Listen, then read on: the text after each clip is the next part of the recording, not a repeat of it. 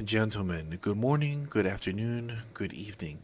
I am your host, Data T, and this is my channel, The Good Guys. Guys, today's story comes out of Glendale, Arizona, and the title reads, Homeowner Shoots Suspected Burglar in Glendale, Police Say. Now, before we get into this, guys, if you guys wouldn't mind leaving a like, leaving a comment, subscribe.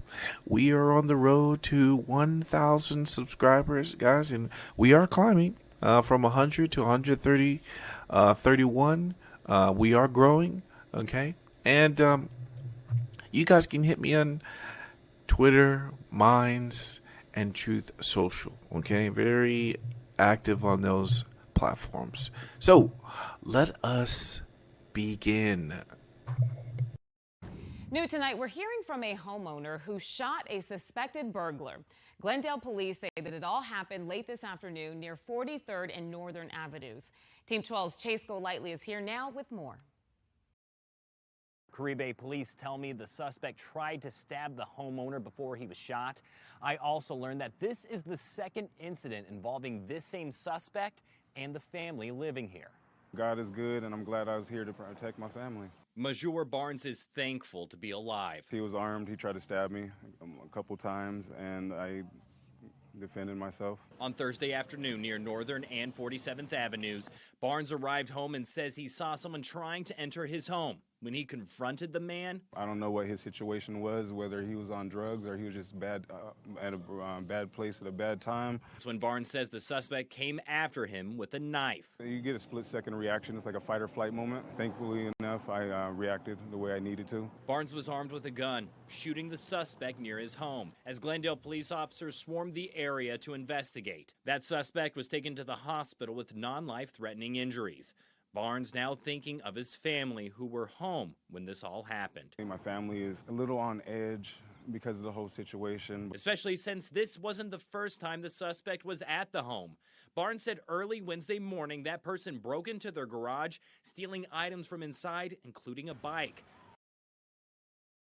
Guys, let's stop it there. I wanted to stop it there. There's not too much left on this video anyway, but I want you guys to think about the repeat function of crime, okay? Let's say he was able to successfully defend his home. Let's say it was the first time, okay? But this guy came back, okay? I want you to think about this. Let's say you successfully defend yourself, and when you defend yourself, the police usually, most of the time, I would say 99% of the time, they take your firearm, okay? And then they decide when to give it back to you. And then guess what? What happens if the next day the cousin comes by, the brother comes by, even the sister? What do you do then? See, guys, this is why you should have multiple firearms, okay? You should have more than one, okay? And just for the simple fact that even he didn't use the firearm the first time, at least, okay, he was able to use it the second time because this guy came back. And a lot of people don't talk about when you have repeat offenders on a home, okay, that has suffered crime multiple times. And good job on this guy here for defending his home. Remember, he said he had people inside. His family members were inside, and this guy had a knife. Imagine what he would have done if he decided to not just stab him, but to stab everybody else in the house. We don't know what these people are willing to do. We don't know what they're willing not to do. And this is the reason why we carry a firearm. Someone was telling me something on Twitter. Okay, I was having an another issue on the Trace and their backwards ideology, and I mentioned, I said, I don't want to be able to shoot. I don't want to shoot anyone. Okay? I don't want to kill anybody. I don't want that. So then the comment was, well, don't have a gun. And I'm sorry, I'm not willing to put that person, that evil person, on a pedestal higher than my family. That means I am willing to have a gun so that if the day comes and they violate my space, my family's space, people that I love, I will have to do what is necessary. And if that means taking that person's life to defend my family, I believe every man, every parent, everybody who loves their loved ones will live with those consequences. So the option of being defenseless is not an option. Especially when people like this can move into your home, try to come into your home, take things that are not theirs, and what? You're supposed to allow that to happen? Absolutely not. So kudos to this man. He is a good guy from Arizona, defending his home, his property, and his family. Thank goodness he had a gun. The same bike seen outside the home following the shooting. Barnes was seen handcuffed shortly after the incident, but was let go by police.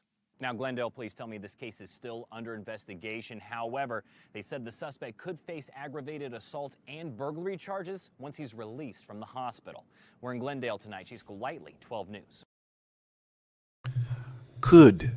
Do you see that? Could face those charges? That's ridiculous. Okay? Now, obviously they have to do their investigation. You're guilty until proven innocent, right? Okay, but I always think about it from the self-defender's point of view, right? They'll put him in handcuffs, in which they just did. Luckily, they let him go.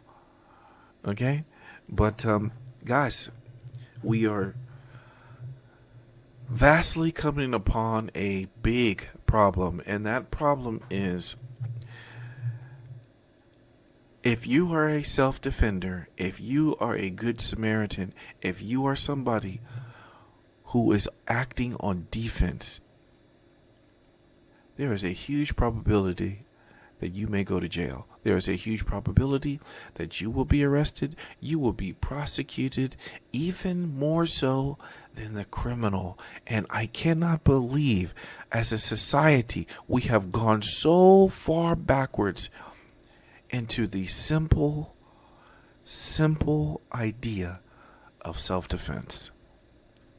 It is a huge tragedy. You guys check out my conversation on Twitter. It was eye-opening. You can see all the backwards thinking there. I woke up to like almost 14 different messages, and it's at one point I was getting tired, but I will definitely keep responding, and I should keep responding, and everybody else should too. You guys hop in. Let's have a big old discussion, okay? So, guys, what did we learn from this homeowner? To be prepared, okay? The homeowner was the good guys, and good guys have guns. Good guys should always have guns, guys, and if good men do nothing, there will be no good guys.